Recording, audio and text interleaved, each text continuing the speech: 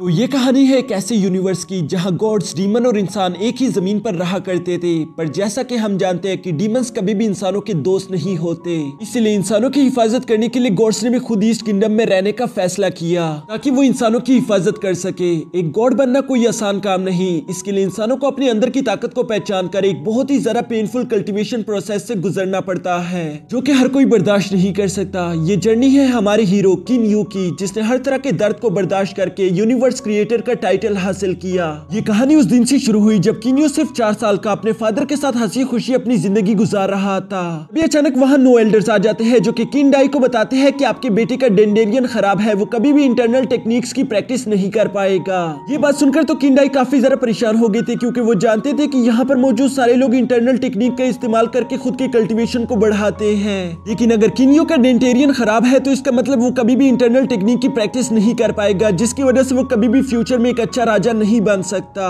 हाँ दोस्तों, किन यू एक प्रिंस है जबकि किन डाई किन डायनेस्टी का राजा।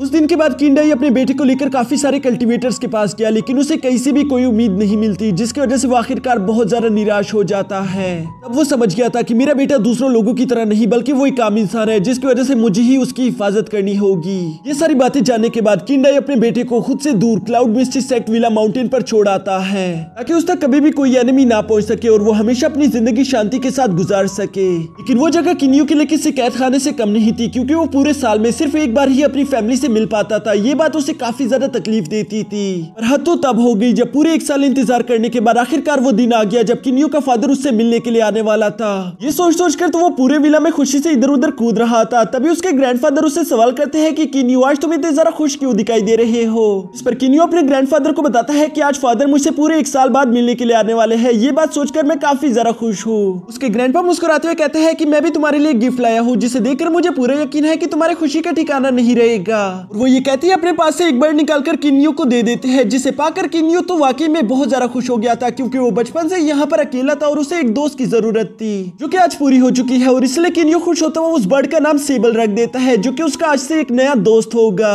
पर अभी भी उसकी सबसे बड़ी खुशी तो उसके अपने फादर से मुलाकात है, इसलिए वो भागता हुआ एक माउंटेन पर चला जाता है ताकि वो ब्रिज से आता हुआ अपने फादर को दूर से ही देख सके। जहाँ सेबल के साथ इंतजार करते करते अब सुबह से शाम हो जाती है, लेकिन उसके फादर वहां पर नहीं आते। ये बात उसे काफी ज्यादा परेशान कर देती है। वो कहता है कि आज पूरा 1 साल गुजर गया लेकिन फादर मुझसे फिर भी मिलने नहीं आ पाया, इसका मतलब मुझे 2 साल और इंतजार करना पड़ेगा। वो इस बात को सोच कर काफी ज्यादा दुखी हो गया था। लेकिन अगले दिन वो अपने नए दोस्त के साथ खेलने के लिए जंगल आ जाता है, क्योंकि वो सेबल को उड़ना सिखा रहा था। सेबल के लिए तो ये करना वाकई में काफी ज्यादा मुश्किल था, क्योंकि अभी तक उसके पंख बहुत ज्यादा छोटे थे। लेकिन तभी अचानक इन लोगों को किसी की आवाज सुनाई देती है, जिसे सुनते ही किन यू फौरन से उस तरफ बढ़ना शुरू कर देता है। वो समझ गया था कि वहाँ जरूर कोई मुश्किल में है। जहाँ पहुंचते ही वो देखता है कि 2 बच्चों को एक ट्री वुल्फ खाने की कोशिश कर रहा था। उस डीमन वुल्फ को यूं बच्चों का शिकार करता हुआ देखकर किन यू बिना कुछ सोचे समझे फौरन से उस डीमन वुल्फ पर हमला कर देता है, जिसे टकराकर उसने दूर भगा दिया था। ऐसा सिर्फ उसे लगता है, असल में वहाँ पर मौजूद 3 असैसिन थे जो कि किन यू की हिफाजत कर रहे थे। उन्होंने हिट करके उस डीमन वुल्फ को यहाँ से दूर भगाया था।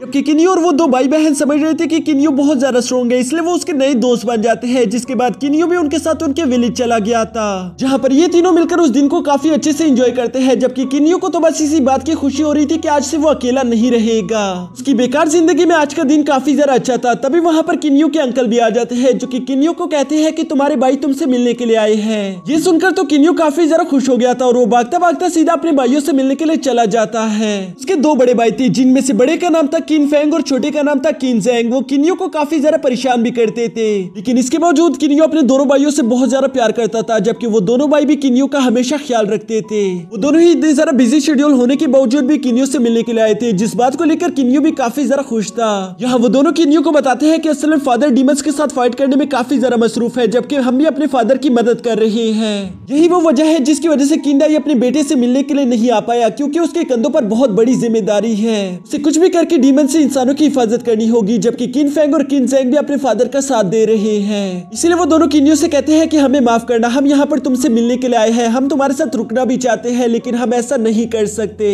आज की शाम गुजारने के बाद हम यहाँ से चले जाएंगे, क्योंकि बॉर्डर पर फादर हमारा इंतजार कर रहे हैं। और बिल्कुल ऐसा ही होता है। कल सुबह होते साथ ही वो दोनों भाई वहाँ से निकल जाते हैं, जो बात किन यू को बहुत ही ज्यादा उदास कर देती है। आज के दिन अंदर से पूरी तरीके से टूट चुका था। उसे लगता है कि शायद फादर को उसकी अब जरा से भी परवाह नहीं, क्योंकि वो जानता था कि उसके मेंडेरियन ब्लॉक है और वो इंटरनल टेक्निक की प्रैक्टिस नहीं कर सकता, जिसकी वजह से उसके फादर को लगता है कि वो बिल्कुल बेकार है। लेकिन ये बात सच है और वो ये बात जानता भी था कि ना तो मेरे पास इतना सारा ज्ञान है और ना तो इतनी सारा ताकत कि मैं किसी तलवार को अच्छे से इस्तेमाल कर सकूं, और अगर ये सब नहीं तो पापा मुझे अपने पास क्यों रखेंगे।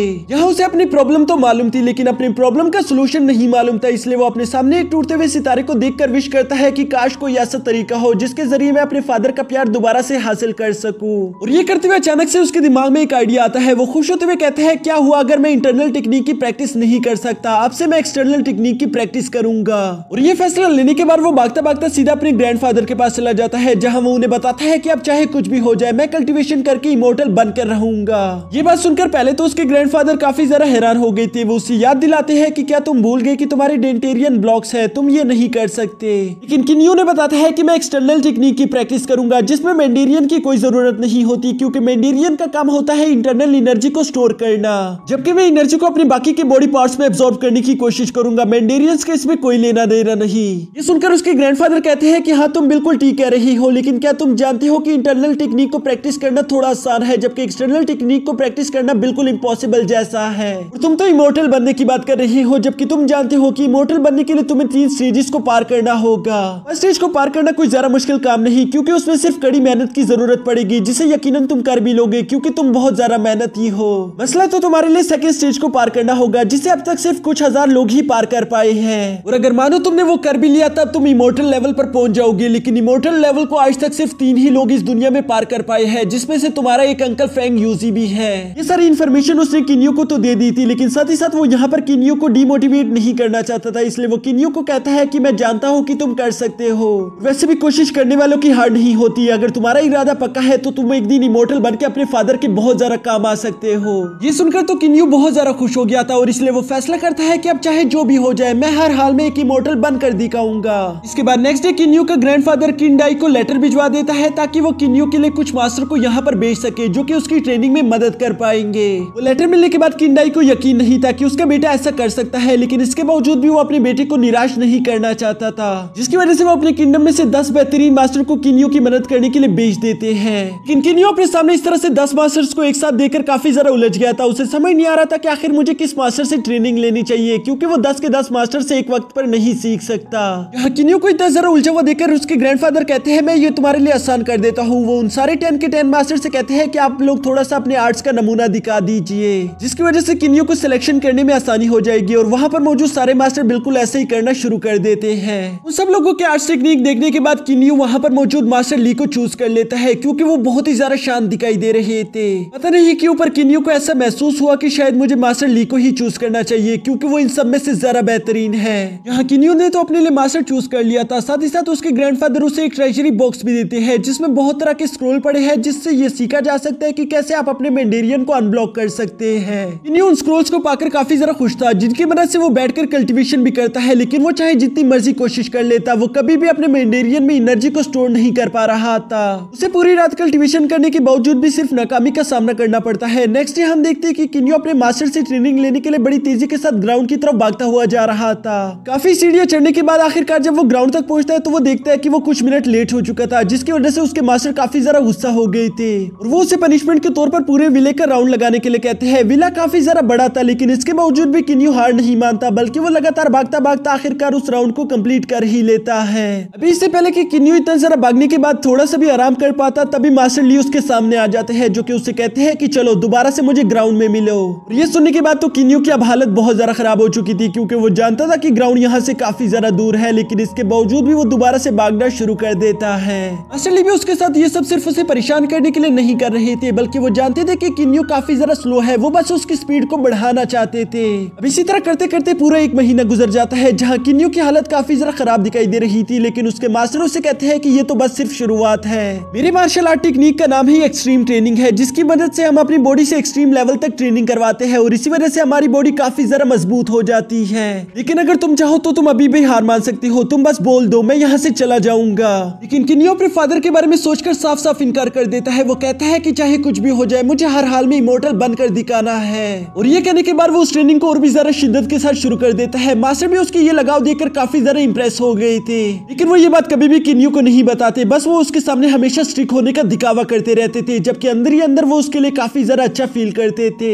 वो अगले 1 साल तक लगातार किन्यू को हार्ड से हार्ड ट्रेनिंग करवाते हैं, जिसमें उसके उसके माइंड ट्रेनिंग, हैंड ट्रेनिंग और बहुत सारे फिजिकल ट्रेनिंग करवाए जाते हैं। इन ट्रेनिंग्स को करने की वजह से किन्यू अपने फिजिकल बैरियर्स को ब्रेक थ्रू कर पा रहा था। वो अब पहले से काफी ज्यादा स्ट्रॉन्ग और फास्ट हो चुका था। ये बात किन्यू को भी धीरे धीरे अच्छे से महसूस हो रही थी, लेकिन अब ऐसा करते करते पूरा साल कंप्लीट हो जाता है, यानी कि मास्टर ली के जाने का वक्त आ चुका था। किन्यू वहां से मास्टर ली को जाता हुआ देखकर काफी ज्यादा निराश हो गया था, लेकिन मास्टर ली उसे समझाते हुए कहते हैं कि मेरा काम था सिर्फ तुम्हें रास्ता दिखाना, जो कि मैंने तुम्हें दिखा भी दिया है। अब तुम्हारा फर्ज बनता है कि तुम उस रास्ते पर चलते हुए खुद को ज्यादा से ज्यादा स्ट्रॉन्ग करो। मास्टर ली की ये सारी बातें सुनने के बाद किन्यू काफी ज्यादा इमोशनल होकर अपने मास्टर को गुड बाय कहते साथ ही साथ कहता है कि मास्टर मैं कभी भी आपका सर शर्म से झुकने नहीं दूंगा। यानी कि उसने सख्त से सख्त ट्रेनिंग का फैसला कर लिया था। ये सुनकर उसके मास्टर काफी ज्यादा खुश हो गए थे और वो सीधा किन्यू के फादर के पास आ जाते हैं, जहां वो किन्यू के फादर को उसकी सारी सिचुएशन बताते हैं कि वो बहुत अच्छा कर रहा है, जबकि साथ ही साथ वो ये भी बताते हैं कि किन्यू बहुत ज्यादा मेहनती है। उसके फादर अपने बेटे की ये तारीफें सुनकर काफी ज्यादा खुश हो गए थे। साथ ही साथ वो यहाँ पर मास्टर ली से सवाल करते हैं कि मेरे बेटे को एक्सटर्नल टेक्निक को सीखने में कितने टाइम लगेगा। लेकिन मास्टर ली का दिया हुआ जवाब उन्हें बिल्कुल भी अच्छा नहीं लगता, क्योंकि मास्टर ली उन्हें बताते हैं कि इसे सीखने में कम से कम 36 साल लगते हैं, क्योंकि इंटरनल टेक्निक की वजह से हम एनर्जी को स्टोर करके अपनी कल्टीवेशन बहुत ही आसानी के साथ कर सकते हैं, जबकि एक्सटर्नल टेक्निक बहुत ही ज्यादा डिफिकल्ट होता है। ये बात सुनकर तो किंडाई काफी ज्यादा परेशान हो गए थे, क्योंकि वो अपने बेटे को अपने पास लाना चाहते थे, लेकिन वो चाहकर भी ऐसा नहीं कर सकते। जबकि दूसरी तरफ हम किन्यू को देखते हैं कि वो पहले से अब बहुत ज्यादा सख्त ट्रेनिंग कर रहा था, लेकिन धीरे धीरे उसे एहसास होता है कि अब ये ट्रेनिंग उसके कुछ ज्यादा काम नहीं आ रही। उसकी बॉडी बेशक धीरे धीरे स्ट्रॉन्ग हो रही है, लेकिन वो नोट करता है कि उसकी स्पीड अभी भी बहुत ज्यादा कम है। उसे कुछ भी करके अपनी स्पीड पर काम करना होगा। अपने इसी सवाल का जवाब हासिल करने के लिए वो अपने ग्रैंडफादर के दिए हुए स्क्रोल्स को पढ़ने की कोशिश करता है, जिसमें से उसे मालूम होता है कि स्पीड को हासिल करने के लिए आपको इंटरनल एनर्जी की जरूरत पड़ेगी। ये बात सुनने के लिए वो थोड़ी देर के लिए परेशान हो गया था, लेकिन वो फिर बैठकर कल्टीवेशन करना शुरू कर देता है, ताकि वो इंटरनल एनर्जी को स्टोर करके अपनी बॉडी में जमा कर सके। ये करते हुए वो अपनी पूरी कोशिश कर रहा था, लेकिन जैसा कि हम जानते हैं कि किन्यू के मेंडेरियन ब्लॉक्स है, इसलिए वो एनर्जी को अपनी इंटरनल बॉडी में स्टोर नहीं कर पा रहा था और वो इसमें नाकाम हो जाता है। और यहाँ उसे एक बहुत बड़ी चौंका देने वाली खबर देखने को मिलती है, क्योंकि अब उसकी बॉडी पहले से काफी ज्यादा स्ट्रॉन्ग हो चुकी है, तो इसलिए उसकी बॉडी अब एनर्जी को स्टोर कर पा रही थी। बेशक उसके मेंडेरियन ब्लॉक थे, लेकिन उसके बोन्स थोड़ी बहुत एनर्जी को स्टोर कर सकते हैं, जो कि उसके लिए काफी ज्यादा बेनिफिशियल होगा। अपनी इसी टेक्निक पर और ज्यादा ध्यान देते हुए वो एनर्जी को बोन में स्टोर करते हुए साथ ही साथ उसने अपनी बॉडी पर कुछ हैवी वेट भी लगा दिया था, ताकि वो अपनी स्पीड को ज्यादा से ज्यादा बढ़ा सके। इस टेक्निक में अगले 3 साल लगा देने के बावजूद भी वो नोट करता है कि वो अपनी बॉडी में इतनी ज्यादा एनर्जी स्टोर नहीं कर पा रहा कि वो उसकी वजह से लाइट ऑफ स्पीड को हासिल कर सके। इसी बात को सोचकर परेशान हो ही रहा था कि तभी वो अपने पास कुछ फ्लावर पेटल्स को देखता है, जिनको देखकर वो कहता है कि इनमें भी तो कोई इंटरनल एनर्जी नहीं, फिर आखिर ये हवा में फ्लोट कैसे कर पा रहे हैं? अगर ये हवा में फ्लोट कर सकते हैं तो मैं भी इंटरनल एनर्जी के बगैर हवा में फ्लोट कर सकता हूँ। बस मुझे इसके लिए सिर्फ हवा के बहाव को समझना होगा, ताकि मैं उसकी बारीकी में जाकर उसे बहुत अच्छे से कंट्रोल कर सकूं। और वो बिल्कुल ऐसे ही करता है, जिसकी वजह से वो पहली दफा हवा में फ्लोट कर पा रहा था। अपनी इस टेक्निक को और ज्यादा बेहतर करने के लिए अब वो उसी डीमन वुल्फ के पास चला जाता है, जहां पर अब उसकी रफ्तार पहले से कई गुना ज्यादा हो चुकी थी। साथ ही साथ वो हवा में तैर रहा था। ये कमाल की टेक्निक देखकर वो उसे शैडो डांसिंग का नेम देता है, क्योंकि इसकी वजह से उसने लाइट ऑफ स्पीड को अचीव कर लिया था। यहाँ अब किन्यू की रफ्तार बहुत ज्यादा हाई हो चुकी थी, इतनी ज्यादा कि अब उसके असिस्टेंट भी उसे फॉलो नहीं कर पा रहे थे, और अगर वो उसे फॉलो नहीं कर सकते तो वो उसकी हिफाजत कैसे करेंगे। इसलिए वो उसके ग्रैंडफादर को बताते हैं कि अब हमारी यहाँ पर कोई जरूरत नहीं, और वो ये कहने के बाद वापस अपने किंगडम आ चुके थे। जब ये बात किंडाई को मालूम होती है तो वो अपने बेटे पर काफी ज्यादा प्राउड महसूस कर रहा था। दूसरी तरफ हम किन्यू को देखते हैं, जो कि अपनी ट्रेनिंग के लिए कुछ स्टैचू वॉरियर्स के साथ फाइट कर रहा था। इस फाइट के दौरान उसे महसूस होता है कि शायद मुझे भी अपने पास एक स्पेशल वेपन रखना चाहिए, लेकिन कौन सा वेपन वो इसके बारे में सोच नहीं पा रहा था, और इसलिए वो अपने ग्रैंडफादर के दिए हुए उन स्क्रोल्स में इस बात की तलाश करना शुरू कर देता है, जहां उसे एक बहुत ही ज्यादा खतरनाक असैसिन काई के बारे में जानने को मिलता है। वो असैसिन इतना ज्यादा खतरनाक था कि उसके सामने से तलवारबाजी में उसका कोई मुकाबला नहीं। उसकी टेक्निक्स देखकर किन्यू काफी ज्यादा इंप्रेस हो गया था। वो उसके बारे में और जानना चाहता था, लेकिन वो टॉप सीक्रेट था, इसलिए वो उसके बारे में ज्यादा जान नहीं पा रहा था कि तभी अचानक वो एक सीक्रेट सील को ब्रेक कर देता है, जिसकी वजह से उस असैसिन काई का होलोग्राम निकलकर उस स्क्रोल से बाहर आ गया था। सबसे पहले वो किन्यू को वार्न करता है कि ये टेक्निक बहुत ज्यादा खतरनाक है, लेकिन अगर तुम यहाँ तक आए हो तो तुम इस टेक्निक को जरूर सीखना चाहते हो। और इसके बाद वो किन्यू को वो टेक्निक सिखाना शुरू कर देता है, जबकि साथ ही साथ वो यहाँ पर किन्यू को ये भी बताता है कि मैं एक असैसिन हूँ, जहाँ हमें बचपन से मर्डर करने की ट्रेनिंग दी जाती है।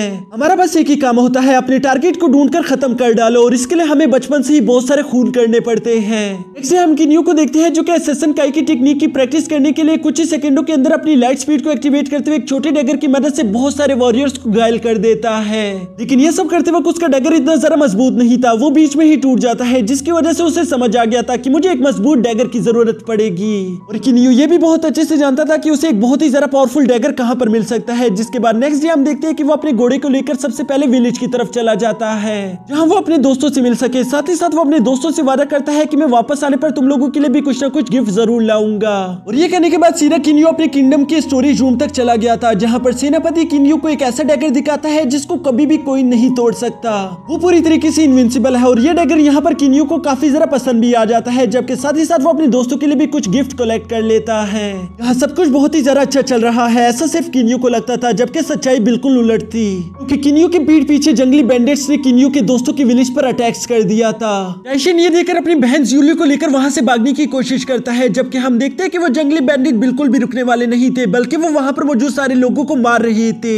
ऐसा कहा जाता है कि ये जंगली बैंडिट सिर्फ लोगों का मजे के लिए ही शिकार करते हैं, साथ ही साथ वही लोगों की सारी जमा पूंजी भी ले जाते हैं। यहाँ वो बैंडिट अभी ज्यूली पर हमला करने ही वाले थे कि तभी किन्यू भी वहां पर आ जाता है, जो कि ये सब देखकर काफी जरा गुस्से में आ गया था। लेकिन इससे पहले कि वो ज्यूली की जान बचाता तभी उनमें से एक बैंडिट ज्यूली का हाथ काट देता है, जबकि ये सब करने के बाद वो मुस्कुरा भी रहा था। वो इन सब लोगों को कीड़े मकोड़ों की तरह समझ रहे थे, जबकि किन्यू अब ये सब देखकर अपने गुस्से को काबू नहीं रख पा रहा था। इसलिए वो उस बैंडिट जिसका नाम बाइसिन था वो उससे कहता है कि चलो आगे बढ़ो, मुझ पर हमला करो, अगर तुम ऐसा नहीं करोगे तो मैं वैसे भी तुम्हें जान से मार डालूंगा।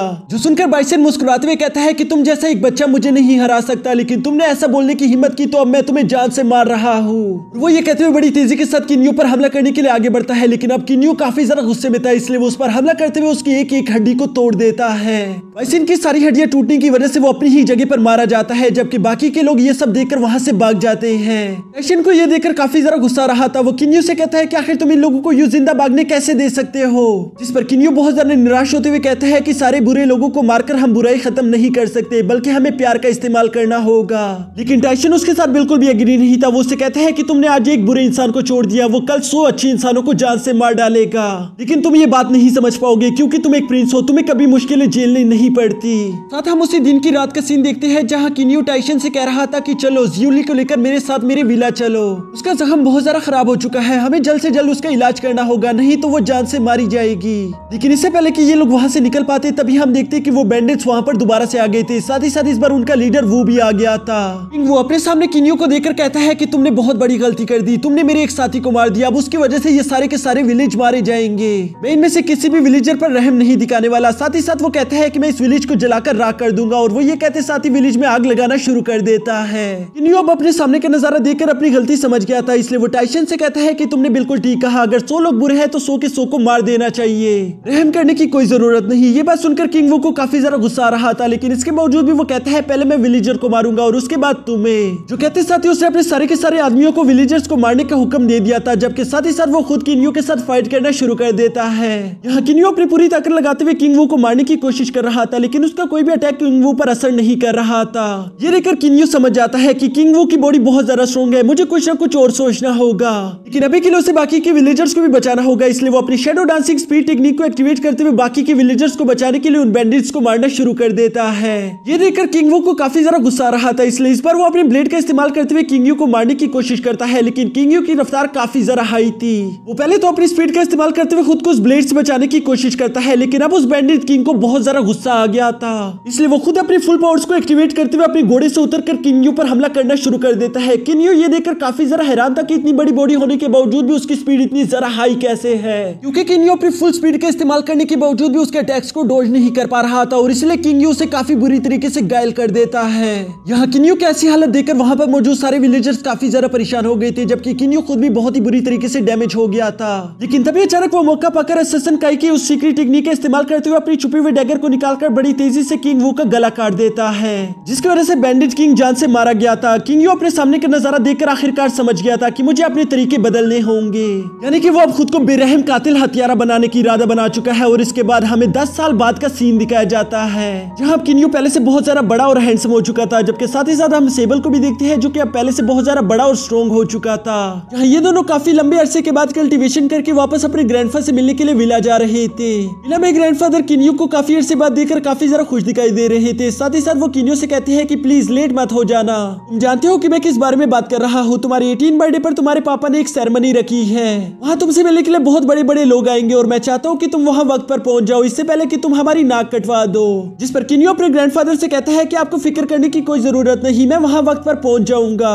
यहाँ ये दोनों आपस में इसी तरह से बातें कर रही थी कि तभी वहाँ पर ज्यूली भी किंगियो से मिलने के लिए आ जाती है, क्योंकि किंगियो बहुत ही वक्त से अपने घर वापस नहीं आया था। यहाँ साथ ही साथ हम देखते हैं कि ज्यूली अब 16 साल की एक बहुत ही ज्यादा खूबसूरत लड़की बन चुकी है, जबकि किंगियो उसे वहाँ पर देखकर काफी ज्यादा खुश हो गया था, इसलिए वो उसे वेलकम करते हुए बहुत ही ज्यादा खुश होकर उसके साथ बातें करता है। जबकि दूसरी तरफ हमें चू डायनेस्टी का सीन दिखाया जाता है। यहाँ हम चू डायनेस्टी के किंग जेंग को देखते हैं, जो कि अपने सपने में किंग डाई को देख रहा था। किंग डाई को अपने सपने में इतने ज्यादा डरावने रूप में देखकर वो काफी ज्यादा घबरा गया था, इसलिए वो अपने सेनापति से कहता है कि जाकर पता लगाओ कि किंग डाई आखिर क्या प्लानिंग कर रहा है, क्योंकि असल में उसे काफी ज्यादा डर लग रहा था कि किंग डाई आखिर मेरी चू डायनेस्टी के खिलाफ कोई प्लानिंग तो नहीं कर रहा। उसका ये हुक्म सुनकर उसका सर्वेंट कहता है जैसा आपका हुक्म, और उसके बाद वो इन्फॉर्मेशन लेने के लिए वहां से चला जाता है। जिसके बाद दूर कहीं हम एक ईवल कल्टीवेटर को देखते हैं, और इस ईवल कल्टीवेटर के सामने स्काईनेट ऑर्गेनाइजेशन का एक सिल्वर मास्क असैसिन भी खड़ा हुआ था, जिसका नाम मीटियोर है। मीटियोर को अपने सामने देखकर वो ईवल कल्टीवेटर मुस्कुराते हुए कहता है कि मुझे तो एक गोल्डन मास्क असैसिन भी नहीं हरा सकता, तो तुम कैसे हराओगे। जिस पर मीटियोर बिना कुछ बोले अपने शैडो डांसिंग टेक्निक को एक्टिवेट करके उस पर हमला करना शुरू कर देता है। यहाँ इन दोनों के दरमियान ये जबरदस्त फाइट चल ही रही थी, जबकि दूसरी तरफ हमें किन्यो की एज सेरेमनी दिखाई जाती है, जहाँ किन जेंग अपने फादर से कह रहा था कि किन्यो का अभी तक कुछ पता नहीं चला, हम नहीं जानते किस वक्त वो कहां पर है। साथ ही साथ वो अपने फादर को ये भी बताता है कि नॉर्थ गार्डियन किंग शेंगुआन यहाँ पर आ चुके हैं। ये सुनकर किंग डाई फौरन नॉर्थ किंग से मुलाकात करने के लिए चले जाते हैं, जबकि दूसरी तरफ हमें वही सिल्वर मास्क असैसिन दिखाया जाता है, जो कि उस ईवल कल्टीवेटर के साथ एक जबरदस्त फाइट कर रहा था। यहाँ उसकी ये पावर देखकर वो ईवल कल्टीवेटर बहुत ज्यादा हैरान हो गया था, क्योंकि उसे यकीन नहीं आता कि सच में ये कोई सिल्वर मास्क असैसिन ही है या फिर उससे ज्यादा हाई रैंक का असैसिन। लेकिन अब इस बात से कुछ खास फर्क नहीं पड़ता, क्योंकि वो ईवल कल्टीवेटर अपनी एक पावरफुल टेक्निक का इस्तेमाल करके अभी मीटियोर को मारने की कोशिश करता है, जिसके दौरान मीटियोर का मास्क हट गया था। और हम देख पाते हैं कि मीटियोर और कोई नहीं बल्कि किन्यो है, जिसने स्काईनेट ऑर्गेनाइजेशन को ज्वाइन कर लिया था ताकि वो सारे बुरे लोगों को ढूंढ ढूंढ कर मार सके। यहाँ किन्यो अपनी उसी स्पेशल टेक्निक का इस्तेमाल करता है, जिसमें उसने अपने हिडन डैगर का इस्तेमाल करके उस ईवल कल्टीवेटर का गला काट दिया था, और ये सब वो इतनी सफाई के साथ करता है कि उस ईवल कल्टीवेटर को इसकी बनक भी नहीं लग पाती। अब यहाँ अपने टारगेट को मार देने के बाद किन्यो कहता है कि मैं ये सब करता हूँ ताकि मैं इस दुनिया से बुराई को मिटा सकूं, साथ ही साथ इससे मुझे अपनी प्रैक्टिस करने का मौका भी मिल जाता है। इसके बाद हम किंग डाई को देखते हैं, जो कि नॉर्थ किंग शेंगुआन के साथ मीटिंग कर रहे थे। वो उससे अपना साथ देने के लिए कहते हैं ताकि वो चू डायनेस्टी पर कब्जा कर सके। किंग शेंगुआन भी इसके लिए एग्री हो जाता है, लेकिन दूसरी तरफ बाहर हम देखते हैं कि शाम हो गई थी, लेकिन किन्यो अभी भी अपनी एज सेरेमनी में नहीं आया था, जिसकी वजह से उसके भाई काफी ज्यादा परेशान हो जाते हैं। लेकिन इससे पहले कि वो लोग कुछ भी कर पाते, तभी अचानक किन्यो वहाँ एक हीरो की एंट्री के साथ पहुंच जाता है, जिसे देखकर वहाँ पर पहले से मौजूद लोग खुशियां मनाना शुरू कर देते हैं। इस एज सेरेमनी के बाद हम देखते हैं कि किन्यो अपने फादर से माफी मांग रहा था, क्योंकि आज के दिन उसने आने में काफी ज्यादा देर कर दी। लेकिन किंग डाई उससे कहते हैं कि इसकी अब कोई जरूरत नहीं, क्योंकि तुम 18 साल के हो चुके हो, तो अब तुम जो भी करो मैं तुम्हें रोक नहीं सकता। साथ ही साथ वो किन्यो को अपने साथ एक सीक्रेट चैम्बर में भी ले जाते हैं, जहाँ वो किन्यो को कहते हैं कि अब वो वक्त आ चुका है जहाँ मैं तुम्हें सब कुछ सच सच बता दूंगा। वो किन्यो से कहते हैं कि मैं तुमसे मिलने के लिए मिस्टिक क्लाउड विला नहीं आ पाता था, क्योंकि मैं तुम्हारे भाइयों के साथ यहाँ पर चू डायनेस्टी को हराने का प्लान कर रहा था। चू डायनेस्टी से मैं बहुत ज्यादा नफरत करता हूँ, क्योंकि चू डायनेस्टी के किंग जेंग ने हमें धोखा देकर हमारे यिन क्लैन को हरा दिया था। हम लोग तब से दर दर भटकते रहे और इसी वजह से हमने यिन क्लैन का नाम बदलकर किंग क्लैन रख लिया। साथ ही साथ वो किन्यो को यह भी बताते हैं कि तुम्हारी माँ का एक्सीडेंट नहीं हुआ था, बल्कि चू डायनेस्टी ने हमले के दौरान उन्हें भी जिंदा जला दिया था। ये सुनकर तो किन्यो पूरी तरीके से टूट जाता है, क्योंकि बचपन से ही वो अपनी माँ के प्यार के लिए तरसता रहा था, और ये सब चू डायनेस्टी के किंग जेंग की वजह से हुआ। अब ये सुनकर तो उसका खून खोलने लगा था, इसलिए वो गुस्से में आकर कहता है कि अब चाहे जो भी हो जाए मैं चू डायनेस्टी के किंग जेंग को मार डालूंगा। लेकिन किंग डाई उसे मना करते हुए कहते हैं कि तुम अपनी ट्रेनिंग पर ध्यान दो, हम खुद उसे संभाल लेंगे। तुम अभी तक इतने पावरफुल नहीं हुए कि तुम एक सेकंड स्टेज के कल्टीवेटर का मुकाबला कर सको। ये बात किन्यो को बहुत बुरी लगती है, लेकिन ये सब सच भी था, इसलिए वो वहां से बहुत ज्यादा निराश होकर चला जाता है। इसके बाद अपनी विला में परेशान होकर किन्यो यही सोच रहा था कि आखिर मैं अपने फादर की मदद कैसे करूं, कि तभी अचानक वो आसमान में एक लाल टूटते हुए सितारे को देखता है। उस सितारे को देखने के लिए किन्यो फौरन से उस जगह पर पर पहुंच गया था, लेकिन साथ ही वो देखता है कि वहां पर एक लिजर्ड टाइप मॉन्स्टर भी उस मीटियोर के पीस को पकड़ने की कोशिश कर रहा था। इसलिए किन्यू अपने डैगर का इस्तेमाल करके उस लिजर्ड को जान से मार देता है ताकि वो उस मीटियोर के पीस को हासिल कर सके। यहाँ वो लाल मीटियोर का पीस किन्यू को बहुत ज्यादा अजीब लग रहा था, जिसका शेप किसी आंसू की तरह था, और तभी अचानक वो बड़ी तेजी के साथ किन्यू के चेस्ट में एब्जॉर्ब हो जाता है, जो देखकर किन्यू को तो उस वक्त कुछ समझ नहीं आता कि अभी यहाँ पर ये सब क्या हो गया। लेकिन जब वो रात के टाइम बैठकर कल्टीवेशन करता है तो वो महसूस करता है कि अब वो पहले से ज्यादा एनर्जी जमा कर पा रहा था। साथ ही साथ उसकी बॉडी अब पहले से ज्यादा अनलिमिटेड अमाउंट ऑफ एनर्जी को भी एब्जॉर्ब कर पा रही थी। बेशक इससे उसकी बॉडी ओवरलोड हो जाती है, लेकिन वो मीटियोर उसके सारे के सारे जख्मों को ठीक कर रहा था। ये बात किन्यू को बहुत ज्यादा खुश कर देती है। वो अब जानता था कि मैं खुद की कल्टीवेशन करके सेकंड स्टेज को अचीव कर सकता हूँ, जिस वजह से वो प्रैक्टिस के लिए सेबल के साथ पहाड़ों की तरफ चला जाता है।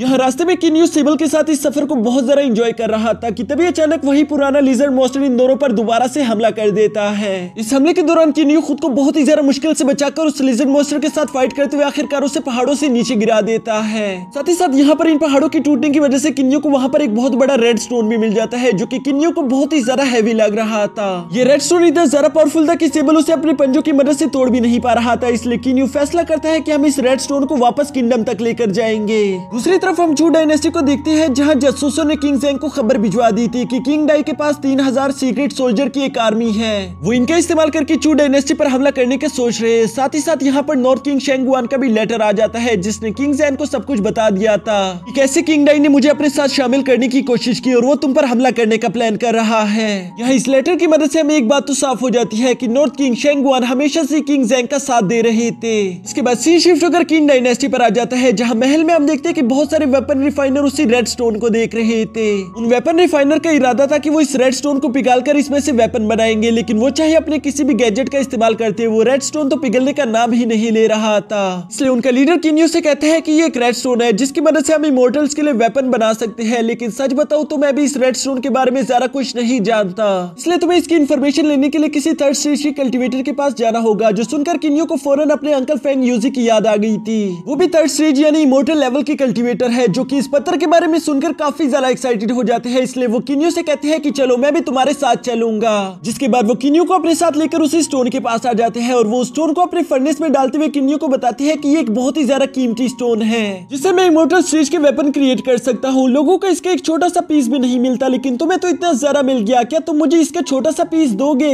बदले में तुम जो चाहो मैं तुम्हारे लिए वो करने के लिए तैयार हूँ। ये सुनकर किन्यू बिना कुछ सोचे समझे फौरन से हाँ कर देता है। साथ ही किन्यू कहता है कि मेरे लिए स्टोन से एक छोटा सा डैगर और हैंड आर्मर बना देना, बाकी जो बचे उससे मेरे फादर और मेरे भाइयों के लिए वेपन्स क्रिएट कर देना। ये सुनकर अंकल यूजी काफी ज्यादा खुश हो जाते हैं। यहाँ हम जानते हैं कि किन्यू फर्स्ट स्टेज का कल्टीवेटर है, जबकि अंकल यूजी थर्ड स्टेज की कल्टीवेटर, इसलिए वो उनसे थर्ड स्टेज के कल्टीवेशन के बारे में इंफॉर्मेशन मांगता है, जिस पर अंकल यूजी ने भी बताना शुरू कर दिया था। साथ ही हमें जानने को मिलता है कि अंकल फेंग यूजी तो थर्ड स्टेज के इनिशियल कल्टीवेशन लेवल पर है, जबकि उन्हें अभी बहुत सारी कल्टीवेशन की जरूरत है। किन्यू यहाँ पर ये सारी बातें सुन ही रहा था, तभी अचानक वो अंकल यूजी से सवाल करता है कि क्या थर्ड स्टेज की कल्टीवेशन तक पहुंचने के लिए आपको कोई आसान रास्ता पता है? जिस पर अंकल यूजी कहते हैं कि नहीं, बिल्कुल नहीं। थर्ड स्टेज तक पहुंचने का बस एक ही रास्ता है, आपको बहुत सारी एनर्जी को अपने इंटरनल मेंटेरियंस में जमा करना होगा। लेकिन तुम तो एक एक्सटर्नल एनर्जी पार्टनर हो, इसलिए तुम्हें तो और भी ज्यादा मेहनत करनी होगी। लेकिन साथ ही अंकल फेंग यूजी कहते हैं कि वैसे मैंने एक ऐसे कल्टीवेटर के बारे में सुना था जिसने थर्ड लेवल को अचीव किया था, वो भी कुछ सीक्रेट मेथड्स के जरिए से।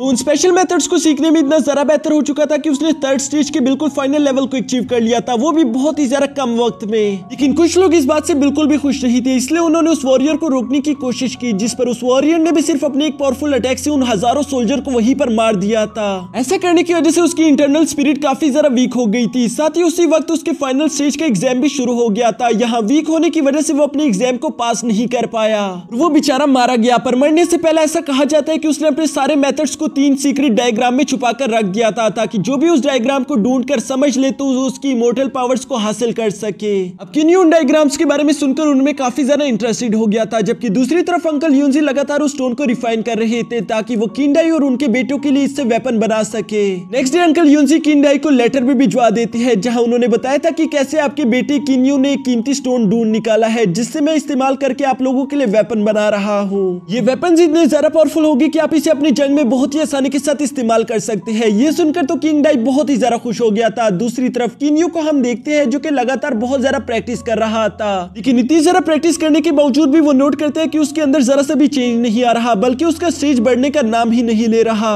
जो देखकर तो वो काफी ज्यादा उदास हो जाता है कि तभी अचानक उसे अपने ग्रैंडपा की बात याद आती है कि अगर तुम्हें सेकंड स्टेज को अचीव करना है तो तुम्हें नेचर से खुद को कनेक्ट करना होगा, जिस वजह से किन्यू वहीं पर बैठकर कल्टीवेशन करना शुरू कर देता है और काफी देर तक मेहनत करने के बाद आखिरकार हम देखते हैं कि उसने खुद को नेचर से कनेक्ट कर ही लिया था, क्योंकि वो छोटी सी छोटी चीज को भी बहुत आसानी के साथ देख पा रहा था, साथ ही साथ वो बहुत ही कम से कम आवाज को भी सुन पा रहा था। इन सारी नई एबिलिटीज के अनलॉक होने की वजह से वो महसूस करता है कि अब वो सेकंड स्टेज के इनिशियल लेवल पर पहुंच चुका है, जो बात किन्यू को बहुत ज्यादा खुश कर देती है, क्योंकि किन्यू के फादर ने कहा था कि अगर तुम सेकंड स्टेज तक पहुंच जाओ तब तुम हमारे प्लान में शामिल हो सकते हो। यहाँ किन्यू ये बात भी अच्छे से जानता था कि ये सब उस मीटियोर की वजह से हो रहा है, वो उसके लिए किसी चमत्कार से कम नहीं था। नेक्स्ट डे हम मास्टर युनजी को देखते हैं जिसने किंडाई को 5 ऐसे सोड दे दिए थे जो कि उन्होंने उस रेड स्टोन से रिफाइन किए थे। ये सोड इतनी ज्यादा पावरफुल थी कि इनके होते हुए किसी सेकंड स्टेज का कल्टीवेटर किसी थर्ड स्टेज की इनिशियल लेवल वाले कल्टीवेटर को बहुत ही आसानी के साथ हरा सकता है। ये जानकर तो किंडाई काफी ज्यादा खुश हो गई थी और इसलिए वो मास्टर युनजी का शुक्रिया अदा करते हैं, लेकिन मास्टर युनजी कहते हैं कि नहीं नहीं, मैंने तो कुछ भी खास नहीं किया, बल्कि इसका सारा के सारा क्रेडिट तो आपके बेटे किन्यू को जाता है। लेकिन पता नहीं आखिर वो यहाँ पर मौजूद क्यों नहीं, जिस पर वहाँ पर मौजूद एक सोल्जर बताता है कि किन्यू तो सुबह सुबह ही अपने रेड स्टोन से बने हुए वेपन्स को लेकर यहाँ से चला गया था और हम नहीं जानते कि वो कहाँ गया है। इसके साथ ही सीन शिफ्ट होकर किन्यू पर आ जाता है जो कि स्काईनेट ऑर्गेनाइजेशन के ऑफिस आया हुआ था। वहाँ उसे गोल्डन मास्क असैसिन को मारने का टारगेट दिया जाता है, क्योंकि अब गोल्डन मास्क असैसिन बुरा बन चुका था। यहाँ हम जानते हैं कि किन्यू खुद एक सिल्वर मास्क असैसिन है। गोल्डन मास्क असैसिन तो काफी ज्यादा पावरफुल होता है, लेकिन इसके बावजूद भी किन्यू उस मिशन को एक्सेप्ट करके गोल्डन मास्क असैसिन को ढूंढने के लिए निकल जाता है। इसके बाद हम रात का एक सीन देखते हैं जहां मीटियोर ने उस गोल्डन मास्क असैसिन को ढूंढ लिया था। वो गोल्डन मास्क असैसिन वहां अपनी विला में बैठकर एक कॉस्मिक डायग्राम को पढ़ने की कोशिश कर रहा था। तभी अचानक वो भी वहां पर मीटियोर की एनर्जी को महसूस कर लेता है, जिस पर उसने अपने ब्रदर एंड सिस्टर को उसे मारने का हुक्म दे दिया था। यहाँ मीटियोर पहली दफा अपने रेड स्टोन से बनाए हुए उन ग्लव्स और डैगर को बाहर निकाल लेता है, जिसकी पावर बहुत ज्यादा थी। गोल्डन मास्क असैसिन ये महसूस कर लेता है, इसलिए वो फौरन अपने ब्रदर एंड सिस्टर को पीछे हटने के लिए कहता है, लेकिन इससे पहले कि वो लोग पीछे हट पाते तभी किन्यू अपने फास्ट मूव को एक्टिवेट करते हुए उन्हें जान से मार देता है। यहाँ ये देखकर उस गोल्डन मास्क असैसिन को तो काफी ज्यादा गुस्सा आ गया था, इसलिए वो अपनी फुल स्पीड को एक्टिवेट करते हुए मीटियोर पर हमला करना शुरू कर देता है। दूसरी तरफ मीटियोर भी उसके साथ फाइट करते हुए एक बात तो समझ गया था कि अगर मुझे इसे हराना है तो मुझे इसकी स्पीड को मैच करना होगा, जिसके लिए वो अपने हाथों और पैरों पर बंधे हुए वजन को नीचे गिरा देता है। यहाँ वजन के रिमूव होने की वजह से मीटियोर की रफ्तार भी बहुत ज्यादा हो चुकी थी। वो उस गोल्डन मास्क असैसिन को बराबर की टक्कर दे रहा था, लेकिन तभी फाइट के दौरान वो गोल्डन मास्क असैसिन अपने एक स्पेशल मूव का इस्तेमाल करने की कोशिश करता है, जिसकी वजह से आज तक उसका कोई भी एनिमी बच नहीं पाया। मीटियोर भी स्पेशल अटैक के बारे में बहुत पहले से जानता था, इसलिए वो बड़ी तेजी के साथ अपने हाथ को छुड़वाकर उस अटैक को ब्लॉक कर लेता है, जिसके बाद उसने बहुत ही तेजी के साथ अपने रेड डैगर को थ्रो करते हुए उस गोल्डन मास्क असैसिन का गला काट दिया था। यहाँ उस गोल्डन मास्क असैसिन को मारने के बाद किन्यू वापस से स्काईनेट ऑर्गेनाइजेशन के ऑफिस आ जाता है, जहाँ रिपोर्ट देने के बाद अब उसे नया गोल्डन मास्क असैसिन बना दिया जाता है, क्योंकि उसे इस काम की वजह से प्रमोट कर दिया गया था। साथ ही साथ दूसरी तरफ जंगल में हम स्काईनेट ऑर्गेनाइजेशन के 2 बड़े मास्टर्स को देखते हैं, जिन्होंने ये खबर स्काईनेट ऑर्गेनाइजेशन के हेड तक भी पहुंचा दी थी कि एक मीटियोर नाम के शख्स ने गोल्डन मास्क असैसिन को मार दिया है। और यहाँ पर हमें ये देखने को मिलता है कि वो हेड और कोई नहीं बल्कि किन्यू का फादर था, जो कि असल में चुपके से स्काईनेट ऑर्गेनाइजेशन को चला रहा था ताकि वो अपनी किंग डायनेस्टी को बुरे लोगों से बचा सके। यहाँ ये खबर चू डायनेस्टी के ज़ैंग को भी मिल जाती है कि उनका स्पाई गोल्डन असैसिन मारा जा चुका है। ये सुनकर तो ज़ैंग बहुत ही ज्यादा गुस्से में आ गया था, इसलिए वो अपने एक खास आदमी को बुलवाकर उससे कहता है कि तुमने मुझे लास्ट टाइम एक आदमी के बारे में बताया था जो कि मेरे पास मौजूद कॉस्मिक डायग्राम के बदले मुझे 17 पावरफुल मॉन्स्टर देने का वादा कर रहा है। तो जाओ और जाकर ये डील पूरी करो ताकि हम उन मॉन्स्टर की कालों की मदद से अपने लिए न्यू वेपन्स को तैयार कर सके। ये वेपन आने वाली जंग में हमारे लिए काफी ज्यादा मददगार साबित होंगे। इसके बाद सीन शिफ्ट होकर किन्यू पर आ जाता है, जिसने गोल्डन मास्क असैसिन के साथ फाइट करने के दौरान काफी ज्यादा जख्म खाए हुए थे। वो खुद की कल्टीवेशन करते हुए इन सारे जख्मों को हील कर लेता है, जिसके बाद वो काफी ज्यादा हैरानी के साथ उसी कॉस्मिक डायग्राम को देख रहा था। वो इसे समझने की कोशिश करता है, लेकिन वो जान पाता है कि ये इंटरनल एनर्जी पर तो बेस्ड नहीं है। फिर आखिर ये है क्या और इसको मैं कैसे सीखूंगा, जिस पर सेबल उसे थोड़ा बहुत हिंट दे देता है। इस हिंट को मिलने के बाद हम देखते हैं कि किन्यू ने उसे अपने एक्सटर्नल एनर्जी के साथ प्रैक्टिस करना शुरू कर दिया था। काफी देर तक उस डायग्राम की प्रैक्टिस करने के बाद आखिरकार वो उसके राज के बारे में समझ जाता है, यानी कि वो अब उसे पूरी तरीके से पढ़ पा रहा था। इसके बाद सुबह के वक्त किन्यू उस जगह से वापस अपने घर की तरफ रवाना हो जाता है, जबकि रास्ते में साथ ही साथ वो काफी ज्यादा खुश भी था, क्योंकि आज के दिन वो अपने फादर को बताने वाला था कि वो सेकंड स्टेज में पहुंच चुका है। लेकिन नीचे बाइशा टाउन में कुछ अलग ही चल रहा था, क्योंकि यी फेंग फैट मास्टर के साथ उस डायग्राम की डील करने के लिए किन डायनेस्टी की टेरिटरी में आ जाता है। यहाँ इन दोनों के हिसाब से डील काफी ज्यादा अच्छी चल रही थी, लेकिन तभी वहां पर किन्यू के ग्रैंडफादर अपने दो साथियों के साथ पहुंच जाते हैं, जो कि यी फेंग से कहते हैं कि हमारी टेरिटरी में आने की तुम्हारी हिम्मत कैसे हुई। और ये कहते साथी मास्टर लियन ने अपने साथियों को उन पर हमला करने का हुक्म दे दिया था। जो सुनते साथी वो दोनों साथी बड़ी तेजी के साथ जाकर सबसे पहले फैट मास्टर को जान से मार देते हैं। इसके बाद वो दोनों बड़ी तेजी के साथ आगे बढ़ते हुए यी फेंग के साथियों को भी बहुत ही तेजी के साथ मार रहे थे। और इससे पहले कि वो यी फेंग को जान से मार पाते तभी अचानक वहां पर यी फेंग का फादर आ जाता है, जिसने आते साथ ही अपनी नीडल टेक्निक का इस्तेमाल करके लियन के एक वॉरियर को जान से मार दिया था। यहाँ मास्टर लियन 160 साल बाद यी किन को देखकर गुस्से में कहते हैं कि तुमसे मिले काफी ज्यादा वक्त हो गया, आज मैं तुमसे अपनी बेटी का बदला जरूर लूंगा। क्योंकि दोस्तों आज से 160 साल पहले यी किन ने मास्टर लियन की बेटी को जान से मार दिया था। इसके बाद मास्टर लियन और यी किन दोनों एक दूसरे के साथ एक जबरदस्त फाइट लड़ना शुरू कर देते हैं, जिसमें ये दोनों एक दूसरे को बराबर की टक्कर देते हुए एक दूसरे को घायल कर रहे थे। यहाँ कुछ देर की फाइट के बाद यी किन काफी बुरी तरीके से घायल हो गया था और वो खुद को इस तरह से घायल देखकर कहता है कि बस बहुत हो गया, अब मुझे अपनी स्पेशल टेक्निक का इस्तेमाल करना ही होगा, जिसमें वो अपनी 1000 नीडल्स को एक साथ इस्तेमाल करके मास्टर लियन पर हमला कर देते हैं। मास्टर लियन उस अटैक से टकराने से पहले ही यी किन पर एक जोरदार स्प्लैश अटैक कर देता है, जिससे वो फौरन ही अपनी जगह पर मारा गया था। दूसरी तरफ वो सारे के सारे नीडल मास्टर लियन को भी जाकर टकरा जाते हैं। इस वजह से किन्यू भी वही पास से गुजर रहा था, जिसने अपने ग्रैंडफादर की एनर्जी वहां फाइट के दौरान महसूस कर ली थी, इसलिए वो बड़ी तेजी से उसी तरफ बढ़ना शुरू कर देता है। लेकिन उसे अपने ग्रैंडफादर तक पहुंचने में काफी ज्यादा देर हो जाती है, क्योंकि उसके पहुंचने से पहले उसके ग्रैंडफादर जान से मारे गए थे।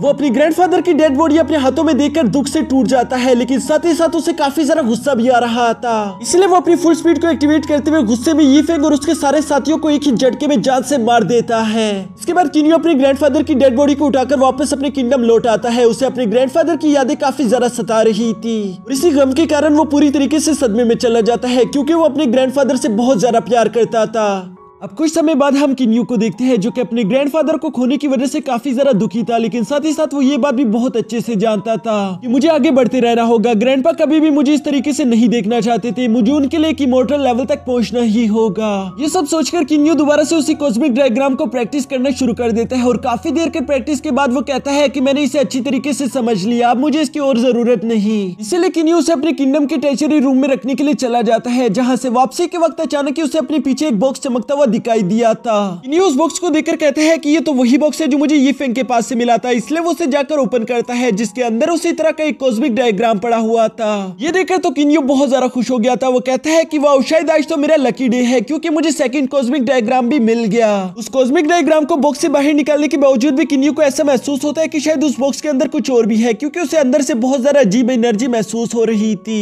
जिसकी वजह से किन्यू उस बॉक्स को और भी ज्यादा अच्छे से चेक करना शुरू कर देता है। और थोड़ी देर की चेकिंग के बाद आखिरकार किन्यू को थर्ड डायग्राम भी मिल गई थी। ये देखकर तो किन्यू बहुत ज्यादा खुश हो गया था। वो कहता है कि मुझे तीनों कॉस्मिक डायग्राम्स मिल गए, इसका मतलब मैं उस सीक्रेट टेक्निक के बारे में जान पाऊंगा, जिसकी मदद से मैं खुद को इमॉर्टल लेवल तक पहुंचा सकता हूँ। साथ ही साथ यहाँ पर किन्यू खुश होते हुए कहता है कि शायद मुझे इसके बारे में बाकी सबको भी बताना चाहिए, और इसलिए वो भागता भागता सीधा अपने फादर की तरफ आ रहा था। लेकिन वो जैसे ही वहाँ सीक्रेट चैम्बर तक पहुंचता है, वो देखता है कि वहाँ पर पहले से बहुत सारे लोग मौजूद थे, इसलिए वो इस वक्त के लिए कुछ नहीं बताता, बल्कि खामोशी के साथ साइड पर खड़ा हो जाता है। इसके बाद किंडा इन सब लोगों को बताता है कि मैंने सेकंड स्टेज को ऑलमोस्ट कंप्लीट कर लिया है, यानी कि मैं थर्ड लेवल के फर्स्ट स्टेज का एग्जाम देने वाला हूँ, जिसके लिए मुझे अपने किंगडम से दूर 4x9 रेवोल्यूशन एग्जाम के लिए जाना होगा, जहाँ मुझ पर हेवन की तरफ से बिजली गिरेगी। ये प्रोसेस काफी ज्यादा खतरनाक है, इसलिए मुझे अपना सारा के सारा ध्यान अपने एग्जाम को पास करने में लगाना होगा, जबकि मेरे पीठ पीछे मेरे बच्चे मेरे किंगडम की हिफाजत करेंगे। साथ ही मैं अपने साथ कुछ सिपाहियों को भी लेकर जाऊंगा, जो कि इस एग्जाम के दौरान मेरी हिफाजत करेंगे, क्योंकि अगर किसी ने मुझे बीच में डिस्टर्ब कर दिया तो इससे मेरी जान जा सकती है। ये सुनकर तो किन्यू अपने फादर के लिए काफी ज्यादा परेशान हो गया था, इसलिए वो अपने फादर से कहता है कि मैं भी आपके साथ आऊंगा, लेकिन उसका फादर साफ साफ मना कर देता है। वो कहता है कि अभी तक तो तुम सेकंड स्टेज तक भी नहीं पहुंचे, जबकि वहां पर मुझे रोकने के लिए चू डायनेस्टी के 2 थर्ड लेवल कल्टीवेटर्स आ सकते हैं, उनका मुकाबला करना तुम्हारे बस की बात नहीं। यहाँ अपने फादर की ये सारी बातें सुनकर हम देखते हैं कि किन्यू ने अपने सेकंड स्टेज की एक टेक्निक को परफॉर्म करना शुरू कर दिया था, जिससे यहाँ पर मौजूद इन सब लोगों को मालूम हो जाता है कि किन्यू ने अपने सेकंड स्टेज को अचीव कर लिया है, जो कि वाकई में काफी ज्यादा बड़ी बात है, क्योंकि कोई भी एक्सटर्नल टेक्निक प्रैक्टिशनर ये इतनी आसानी से नहीं कर सकता, लेकिन इसके बावजूद भी किंडाई कहते हैं कि नहीं, मैंने कह दिया तो कह दिया, तुम किसी भी हाल में मेरे साथ नहीं आ सकते, क्योंकि मैं चाहकर भी अपने बेटे को यूं मुश्किल में नहीं डाल सकता। मैंने ऑलरेडी अपने लिए एक बॉडीगार्ड का बंदोबस्त कर लिया है। यहाँ अपने फादर की ये सारी बातें सुनकर अब किन्यू को काफी जरा गुस्सा आ गया था, इसलिए वो इमोशनल होकर कहता है कि मैंने आपसे कभी कुछ नहीं मांगा, हमेशा से बस खुद को ताकतवर बनाने की कोशिश कर रहा था ताकि आप मुझे भी रिस्पेक्ट करें। मैं आपके साथ रहने की कोशिश कर रहा हूँ, लेकिन शायद आप ऐसा बिल्कुल भी नहीं चाहते। और ये सब कहते हुए वो काफी ज्यादा निराश हो गया था। वो कहता है कि मुझे माफ कर देना आइदा, मैं कभी भी आपसे कुछ नहीं मांगूंगा।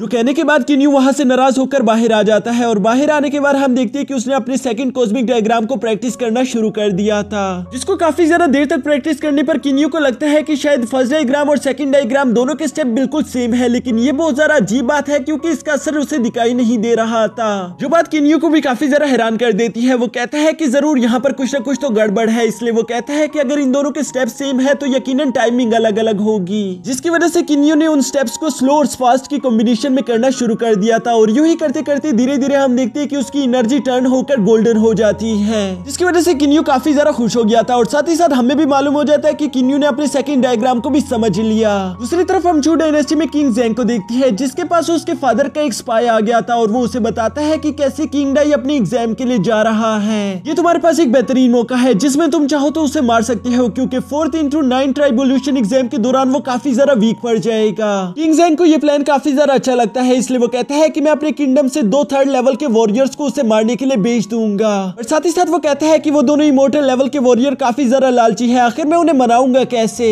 जिस पर वो स्पाई किंग ज़ेंग को एक एलेक्सर ऑफर करता है। वो उसे बताता है कि ये आपके फादर ने दिया था, वो कह रहे थे कि ये आप उनके साथ ट्रेड कर सकते हैं, बदले में वो आपकी मदद कर देंगे। किंग ज़ेंग बिल्कुल ऐसा ही करता है, वो सीधा जाकर उन दोनों इमोर्टल स्टेज के कल्टीवेटर्स के पास चला गया था, जो कि पहले तो किंग ज़ेंग की मदद करने से साफ साफ मना कर देते हैं। और जैसे किंग ज़ेंग उन्हें वो एलेक्सर ऑफर करता है वो फौरन से हाँ कर देते हैं, जिसके बाद किंग ज़ेंग कहता है कि मैं तुम्हारे साथ अपने 4 वॉरियर्स भी भेजूंगा जो कि किंग डाई को मारने में तुम लोगों की मदद करेंगे। यहाँ पर इन लोगों का ये जबरदस्त सा प्लान बन चुका था, जबकि दूसरी तरफ हम किन्यू को देखते हैं जो कि लगातार प्रैक्टिस करते हुए थर्ड डायग्राम को भी एक्सेस कर लेता है। इन सारे डायग्राम्स को समझने के बाद किन्यू कहता है कि मैंने सारे के सारे डायग्राम समझ लिए, लेकिन शायद अब भी ये मेरे किसी काम के नहीं, क्योंकि मेरे फादर तो वैसे भी मुझे नकारा समझते हैं, उनके हिसाब से मैं किसी काम का नहीं, जबकि मैंने अपनी ये सारी पावर्स और ये सारी की सारी मेहनत सिर्फ उन्हें इंप्रेस करने के लिए की थी। यहाँ पर किन्यू को तो काफी ज्यादा गुस्सा आ रहा था और इसलिए वो ये सारा के सारा गुस्सा मीटियोर बनकर अपनी दुश्मनों पर निकाल रहा था, यानी कि वो अपने रास्ते में आने वाले हर दुश्मन को यूं ही सफाई से मिटा रहा था। दूसरी तरफ स्काईनेट ऑर्गेनाइजेशन को मीटियोर के सारे स्किल्स के बारे में अच्छे से मालूम हो चुका था, इसलिए वहाँ की एक ऑफिसर मीटियोर से कहती है कि हमारे बॉस तुमसे मिलना चाहते हैं। तो सुनकर पहले तो मीटियोर को कुछ समझ नहीं आता कि आखिर वो मुझसे मिलना क्यों चाहते हैं, लेकिन इसके बावजूद भी मीटियोर उनसे मिलने के लिए नेक्स्ट डे पहुंच गया था, जहाँ वो देखते हैं कि स्काईनेट ऑर्गेनाइजेशन को संभालने वाला तो हमारे ही किंगडम से बिलोंग करता है। साथ ही साथ उसे ये भी अच्छे से मालूम होता है कि ये तो मेरे फादर का एक वॉरियर है। यहाँ किन्यू के दिमाग में बहुत सारे सवाल चल रहे थे कि तभी अचानक हम देखते हैं कि उस वॉरियर ने फौरन से किन्यू पर हमला कर दिया था, जिसकी वजह से किन्यू बहुत ज्यादा शॉक हो जाता है। इसलिए वो भी बड़ी तेजी के साथ उस पर हमला करते हुए अपने सामने एक शील्ड क्रिएट कर लेता है, जिसकी वजह से उसने वो सारे अटैक्स ब्लॉक कर दिए थे। किन्यू उनसे सवाल करता है कि आप ये क्या कर रहे हैं, जिस पर वो आदमी कहता है कि मुझे माफ कर देना, मैं तो बस तुम्हारा टेस्ट ले रहा था और तुमने उस टेस्ट को पास भी कर लिया है। ये कहते हुए वो आदमी किन्यू को चाय ऑफर करते हुए साथ ही साथ उससे कहता है कि हमारे बॉस तुमसे मिलना चाहते हैं, असल में उन्हें एक जगह तक सेफली पहुंचना है, जिसके लिए उन्हें तुम्हारी मदद चाहिए। यहाँ पर किन्यू उनसे सवाल करता है कि तुम्हारे बॉस का नाम क्या है, जिस पर वो आदमी बताता है कि हमारे बॉस का नाम है मिस्टर यिंग। ये सुनकर तो किन्यू के हाथ कांपना शुरू कर देते हैं, क्योंकि यिंग तो उनके पुराने क्लैन का नाम था। साथ ही साथ किन्यू को इस बात का भी शक हो रहा था कि कहीं मिस्टर यिंग मेरा कोई जानने वाला तो नहीं, जो कि नेक्स्ट डे उससे मुलाकात के वक्त किन्यू को मालूम हो ही जाता है कि मिस्टर यिंग और कोई नहीं बल्कि उसी के फादर हैं। साथ ही साथ यहाँ पर किन्यू को अपने सारे सवालों के जवाब मिल गए थे कि स्काईनेट ऑर्गेनाइजेशन को उसी की फैमिली चला रही है ताकि वो अपने किंगडम को सेफ रख सके। दूसरी तरफ हम किंग डाई को देखते हैं जो कि मीटियोर का शुक्रिया अदा कर रहा था, क्योंकि उसने इतनी अर्जेंटली उनका टास्क एक्सेप्ट कर लिया। ये सुनकर मीटियोर कहता है कि नहीं नहीं, शुक्रिया कहने की कोई जरूरत नहीं, वैसे भी यही तो मेरा काम है। यहाँ ये सारी बातें होने के बाद किंग डाई कहता है कि चलो अभी हम यहाँ से निकलना होगा, क्योंकि इन लोगों को एग्जाम वाली जगह तक भी तो पहुंचना था। जहाँ रास्ते में हम देखते हैं कि किन्यू को काफी जरा खुशी हो रही थी, क्योंकि वो यही चाहता था कि वो अपने फादर की मदद करे और वो आज ये कर भी रहा है। बेशक वो किन्यू बनकर ये नहीं कर रहा था, लेकिन फिर भी वो अपने फादर की हिफाजत करेगा, ये बात सोचकर वो काफी जरा खुश था। साथ ही साथ हम यहाँ पर सेबल को भी देखते हैं जो कि चुपता छुपाता इन लोगों के साथ जा रहा था। इसके बाद सफर के दौरान हम देखते हैं कि शाम होने वाली थी, इसलिए किंग डाई कहता है कि हमें यहीं पर विला में आज की रात गुजारनी होगी, क्योंकि रात को सफर करना बिल्कुल भी सेफ नहीं, और इसीलिए ये सब रात गुजारने के लिए एक विला में लैंड कर लेते हैं। जबकि दूसरी तरफ हम वुडी और वी जिंग को आते हुए देखते हैं, जो कि 3rd लेवल के कल्टीवेटर्स थे।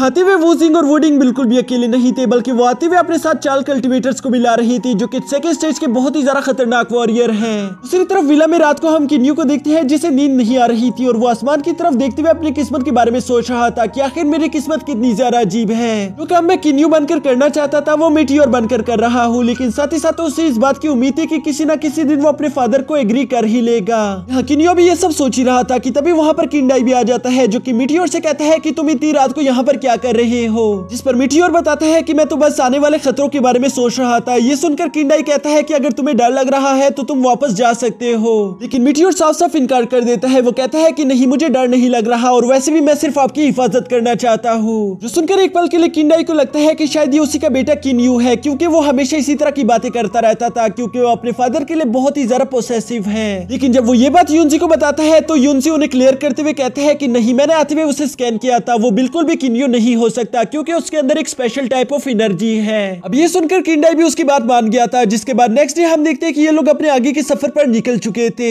यहाँ इनके सफर के दौरान पानी से निकलने वाला एक मॉन्स्टर इन लोगों पर हमला भी कर देता है, जिसका मुकाबला मीटियोर करने की कोशिश कर रहा था। लेकिन किंडाई उसे कहता है कि तुम्हें अपनी एनर्जी इस तरह से जाया नहीं करनी चाहिए, क्योंकि तुम्हें आगे बहुत ज्यादा मेहनत करनी है, और इसलिए वो अपने बाकियों के साथियों से उस मॉन्स्टर को मरवा देता है। जिसके बाद ये लोग अपने आगे के सफर में एक मैजिकल लावा गेट को पार करके अपनी एग्जाम वाली जगह पर पहुंच ही जाते हैं, जो कि दिखने में काफी ज्यादा खूबसूरत लग रही थी। लेकिन ये वो जगह है जहाँ पर बहुत सारे लोग अपनी जान से हाथ धो बैठे हैं। यहाँ पर किंडाई यूनजी से कहता है कि तुम्हें वो जगह तलाश करनी ही होगी जहाँ मैं अपने 4x9 ट्राइबोल्यूशन एग्जाम को अच्छी तरीके से पास कर सकूं। यूनजी किंडाई की ये सारी बातें सुनने के बाद उस जगह को अच्छी तरीके से स्कैन करना शुरू कर देता है, जिसकी वजह से उसे एक बेहतरीन जगह के बारे में मालूम हो चुका था, और वो इन सब लोगों को अपने साथ लेकर उस गुफा तक पहुंच भी जाता है, जो कि वाकई में कल्टीवेशन करने के लिए एक बहुत ही ज्यादा बेहतरीन जगह थी। यहाँ पहुंचने के बाद मास्टर यूनजी किंडाई की एग्जाम के लिए प्रिपरेशन करना शुरू कर देते हैं। सबसे पहले वहां पर उन लोगों ने कुछ चट्टानों को तोड़कर 8 पिलर फॉर्मेशन क्रिएट कर दिया था, ताकि किंडाई उन्हें 8 पिलर्स के बीच में बैठकर इस एग्जाम को दे सके। साथ ही साथ ये 8 पिलर उन्हें बीच बीच में मदद भी करते रहेंगे।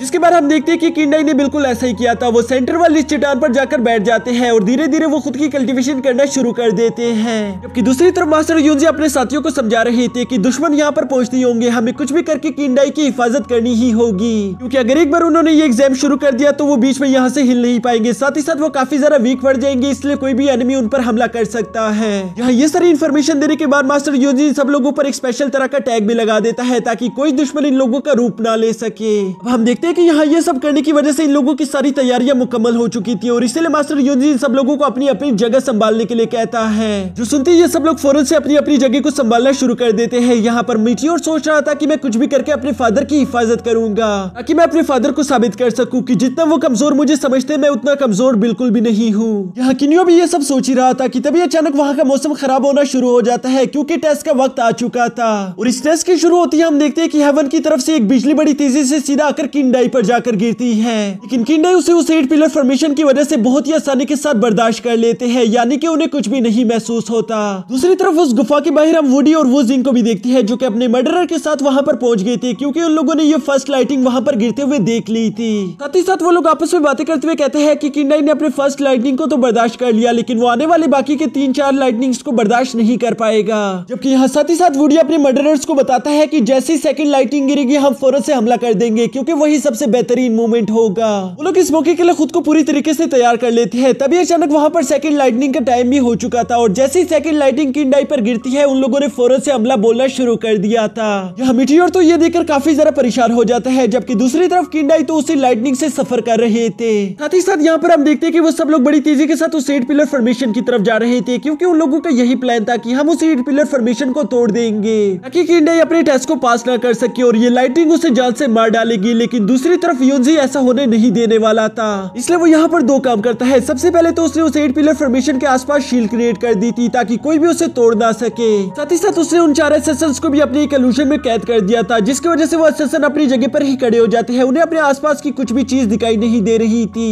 बल्कि वो तो अपने किसी और वर्ल्ड में ही खोए हुए थे, यानी कि अब इन लोगों को उन 4 असैसिन से तो कोई खतरा नहीं। हाँ, इन सब की वजह से तो वुडी को काफी ज्यादा गुस्सा आ गया था, इसलिए वो सीधे आगे बढ़ते हुए मास्टर यूनजी पर हमला करना शुरू कर देते हैं। जबकि मास्टर यूनजी भी अपनी रेड सोर्ड का इस्तेमाल करते हुए वुडी से टकरा रहे थे, जबकि दूसरी तरफ मीटियोर को हम देखते हैं जो कि अपने साथियों के साथ मिलकर वुजिंग का मुकाबला कर रहा था। यहाँ जबरदस्त फाइट के दौरान हम देखते हैं कि मीटियोर ने मौका पाकर उन 4 मर्डरर्स में से 3 को जान से से मार डाला था, जो देखकर वुजिंग को काफी ज्यादा गुस्सा आ जाता है। इसलिए वो मीटियोर पर एक बहुत ही ज्यादा खतरनाक अटैक करने वाला था, जबकि दूसरी तरफ मीटियोर को कुछ भी समझ नहीं आता कि आखिर वो इस लम्हे क्या करे, क्योंकि वो अपने रेडस्टोन से बने हुए वेपन्स का भी इस्तेमाल नहीं कर पा रहा था। नहीं तो यहाँ पर मौजूद सब लोगों को मालूम हो जाएगा कि मीटियोर और कोई नहीं बल्कि किन्यू है। वो भी यहाँ पर इसी बात को लेकर काफी ज्यादा टेंशन में आ गया था कि तभी अचानक हम देखते हैं कि किंडाई की 5 असिस्टेंट बड़ी तेजी के साथ आकर किन्यू की जान बचा लेते हैं। यहाँ वुडी और वुजिंग दोनों को ही मालूम हो चुका था कि ये सब लोग काफी ज्यादा पावरफुल है और अब इन लोगों के पास ये रेड सोर्ड्स भी है, जो कि वाकई में काफी ज्यादा खतरनाक है। इस वजह से सिर्फ हम दोनों मिलकर इन लोगों को नहीं हरा सकते, हमें और मदद की जरूरत पड़ेगी। अभी अचानक वहाँ पर थर्ड लाइटनिंग का टाइम हो चुका था। साथ ही साथ यहाँ पर हम देखते हैं कि बाकी के 2 मर्डर्स भी अपने इल्यूजन से बाहर निकल आते हैं और बाहर आने के बाद उन लोगों को मीटियोर पर काफी ज्यादा गुस्सा आ रहा था, क्योंकि मीटियोर ने उनके बाकी के 3 भाइयों को जो मार दिया था। इसलिए वो बड़ी तेजी के साथ आगे बढ़ते हुए मीटियोर पर हमला करना शुरू कर देते हैं। मीटियोर यहाँ पर इन लोगों के साथ बिजी हो चुका था, लेकिन अभी भी वो अपने रेडस्टोन से बने हुए वेपन्स का इस्तेमाल नहीं कर सकता था, नहीं तो उसकी सच्चाई बाहर आ जाती। इसीलिए वो अपनी शैडो डांसिंग टेक्निक का इस्तेमाल करके सिर्फ उन लोगों को डॉज कर रहा था। साथ ही साथ वो अपने डायग्राम का इस्तेमाल करते हुए उनमें से एक मर्डरर को जान से मार डालता है। यहाँ ये सब तो चल ही रहा था कि तभी हेवन की तरफ से किंडाई पर थर्ड लाइटनिंग गिरना शुरू हो जाती है, जो कि इस बार बहुत ही ज्यादा पावरफुल थी और इसीलिए किंडाई को उसका मुकाबला करने में भी काफी ज्यादा मुश्किल का सामना करना पड़ रहा था। किंडाई अपनी सारी पावर्स को कंबाइन करते हुए उस लाइटनिंग का मुकाबला कर रहा था। दूसरी तरफ वुडी और वुजिंग जानते थे कि यही हमारे पास एक बेहतरीन मौका है, इसलिए वो अपनी पावर्स का इस्तेमाल करते हुए वहां पर एक स्पिरिचुअल ड्रैगन समन कर लेते हैं। लेकिन इससे पहले कि वो लोग किंडाई तक जा पाते तभी वहां पर मास्टर यूजी आ जाता है, जो कि अपनी पावर्स का इस्तेमाल करते हुए उन्हें वहीं पर रोक लेता है। दूसरी तरफ मैदान में हम किंडाई के असिस्टेंट को देखते हैं, जो कि चू डायनेस्टी के एक मर्डरर के साथ फाइट कर रहा था और वो उसे जान से मार भी देता है। लेकिन इसके दौरान वो भी काफी बुरी तरीके से घायल होता हुआ सीधा किंडाई के पास आ गिरा था। यहाँ किंडाई को अपने असिस्टेंट की फिक्र हो रही थी, इसलिए वो फौरन से अपनी जगह छोड़कर अपने असिस्टेंट को देखने के लिए आ जाता है। लेकिन उस असिस्टेंट को कुछ भी नहीं हुआ था। असल में वो सिर्फ एक धोखेबाज था, जो कि अपनी पावर्स को कंबाइन करते हुए फौरन से किंडाई पर हमला कर देता है और उसने किंडाई को काफी बुरी तरीके से घायल भी कर दिया था। साथ ही साथ हमें जानने को मिलता है कि उसने जिस मर्डरर को मारने की कोशिश की थी वो भी अभी तक जिंदा है, यानी कि ये सब इन लोगों की बस एक चाल थी। इन लोगों की इस चाल की वजह से हम देखते हैं कि किंडाई की हालत काफी ज्यादा खराब हो चुकी थी और तभी लास्ट लाइटनिंग का भी समय हो चुका था, जो कि सबसे ज्यादा खतरनाक लाइटनिंग थी। वो लाइटनिंग अब हेवन की तरफ से आना शुरू कर देती है, जो कि एक ड्रैगन फॉर्म में आ रही थी। नीचे किंडाई अकेला उसके मुकाबला करने के लिए खड़ा हुआ था। यहाँ मास्टर यूजी भी अब कुछ नहीं कर सकता था, क्योंकि वुडी ने उसे अपने ड्रैगन की मदद से जकड़ के रखा हुआ था। दूसरी तरफ मीटियोर भी उस मर्डरर के साथ फंसा हुआ था। मीटियोर देखते हैं कि उसके फादर की जान खतरे में है। ये बात उसे काफी ज्यादा गुस्सा दिला देती है, जिसके बाद वो अपनी फुल पावर्स को एक्टिवेट करते हुए बड़ी तेजी के साथ उस लास्ट मर्डरर को भी जान से मार डालता है। यहाँ ये करने की वजह से उसका मास्क तो नीचे गिर गया था, पर वहाँ चारों तरफ धुआं फैल जाता है, जिस मौके का फायदा उठाकर वो बड़ी तेजी के साथ मूव करते हुए किंडाई के उस लास्ट असिस्टेंट को भी जान से मार डालता है। और यहाँ इससे पहले कि कोई उसे बिना मास्क का देख पाता, वो बड़ी तेजी के साथ वापस आकर अपना मास्क दोबारा से पहन लेता है। दूसरी तरफ 8 पिलर फॉर्मेशन में हम किंडाई को देखते हैं, जिसने अपनी सारी पावर्स को कंबाइन करके एक गोल्डन ड्रैगन को समझ कर लिया था और वो इसी का इस्तेमाल करते हुए उस लाइटनिंग से टकरा जाता है। यहाँ इस फाइनल टकराव की वजह से वहाँ आसमान में काफी ज्यादा हाई एनर्जी फैल गई थी और इस इफेक्ट की वजह से किंडाई काफी बुरी तरीके से घायल भी हो जाता है। और साथ ही साथ उसके लिए खुशी वाली बात ये थी कि उसने अपनी 4x9 ट्राइबुलेशन एग्जाम को पास कर लिया था। अब वो बस 3rd लेवल में पहुंच जाएगा, बस उसे खुद को हील करना है, जिसकी वजह से हम देखते हैं कि किंडाई ने अपनी जगह पर बैठकर खुद को हील करना शुरू कर दिया था। दूसरी तरफ वुजिंग ये देखकर काफी ज्यादा गुस्से में आ जाता है। वो कहता है बेशक तुम 3rd लेवल पर पहुंचने वाले हो, लेकिन अभी के लिए तुम्हारी हालत काफी ज्यादा खराब है, तो इसलिए बेहतर यही होगा कि अभी मैं तुम्हें जान से मार डालूं। और ये कहते साथ ही वो फौरन से किंडाई पर हमला कर देता है। लेकिन इससे पहले कि उसका ये हमला किंडाई को टच भी कर पाता, तभी किंडाई का एक वॉरियर बड़ी तेजी के साथ सामने आकर अपनी 3rd लेयर शील्ड का इस्तेमाल करते हुए उस अटैक को ब्लॉक करने की कोशिश करता है। और साथ ही साथ हम देखते हैं कि उस वॉरियर ने अपनी जान की बाजी लगाकर उस अटैक को ब्लॉक कर दिया था, ताकि वो किंडाई की जान बचा सके। दूसरी तरफ किंडाई की वॉरियर ये देखकर बड़ी तेजी के साथ आगे बढ़ते हुए वुजिंग पर हमला करना शुरू कर देते हैं, जिन्हें अपनी तरफ आता हुआ देखकर वुजिंग ने फौरन से अपनी आइस क्रिस्टल की पावर्स को एक्टिवेट कर लिया था और वो उन सबको फ्रीज करते हुए वहीं पर जान से मार डालता है। साथ ही साथ उससे आगे बढ़ते हुए उस लास्ट सोल्जर को भी फ्रीज करके जान से मार डाला था, जिसके बाद वो इन सब लोगों की रेड स्टोन से बनी हुई वेपन्स को भी अपने पास रख लेता है। यहाँ बीन सोर्ड्स की वजह से हम देखते हैं कि उसकी पावर्स अब पहले से भी कई गुना ज्यादा बढ़ चुकी थी, जिसकी वजह से वो मीटियोर को काफी बुरी तरीके से पीट रहा था। मीटियोर की हालत वुजिंग के साथ फाइट के दौरान काफी ज्यादा खराब हो जाती है, क्योंकि वुजिंग उसी रेड सोर्ड का इस्तेमाल कर रहा था और इसी वजह से मीटियोर के मुंह से खून निकलता है। यहाँ वुजिंग को जैसे ही मौका मिलता है वो फौरन से उन्हीं सोर्ड का इस्तेमाल करते हुए किंडाई पर भी अटैक कर देता है, लेकिन अब किंडाई की हालत पहले से कुछ ठीक हो चुकी थी, इसलिए वो अपनी सोर्ड का इस्तेमाल करते हुए उस अटैक को ब्लॉक कर लेता है। साथ ही साथ उसने भी वुजिंग के साथ फाइट करना शुरू कर दिया था। यहाँ इस फाइट के दौरान वुजिंग की पावर अभी भी ज्यादा थी, क्योंकि किंडाई की हालत अभी भी पूरी तरीके से ठीक नहीं हुई थी, इसीलिए उसकी आंखें धीरे धीरे करके बंद हो रही थी। जब किसी चीज का फायदा उठाते हुए वुजिंग उस पर बहुत सारी सोर्ड से एक साथ हमला कर देता है। ये देखकर किंडाई ने फौरन अपने सामने एक शील्ड क्रिएट कर ली थी, जिसकी वजह से किंडाई तो अब सही से खड़ा भी नहीं हो पा रहा था। और इसी मौके का फायदा उठाते हुए वूजिंग उस पर अपना फाइनल अटैक कर देता है। यहाँ इस अटैक को अपने फादर की तरफ बढ़ता हुआ देखकर किन्यू को काफी ज्यादा गुस्सा आ गया था, इसलिए वो उन तीनों डायग्राम्स की पावर्स को एक साथ कंबाइन करते हुए इस्तेमाल करना शुरू कर देता है, जिसकी वजह से हम देखते हैं कि उसकी रफ्तार और स्ट्रेंथ काफी ज्यादा बढ़ चुकी थी और वो बड़ी तेजी के साथ मूव करता हुआ उस अटैक के सामने आ जाता है। साथ ही साथ हम देखते हैं कि उसने वो सारा के सारा अटैक खुद की बॉडी पर ले लिया था।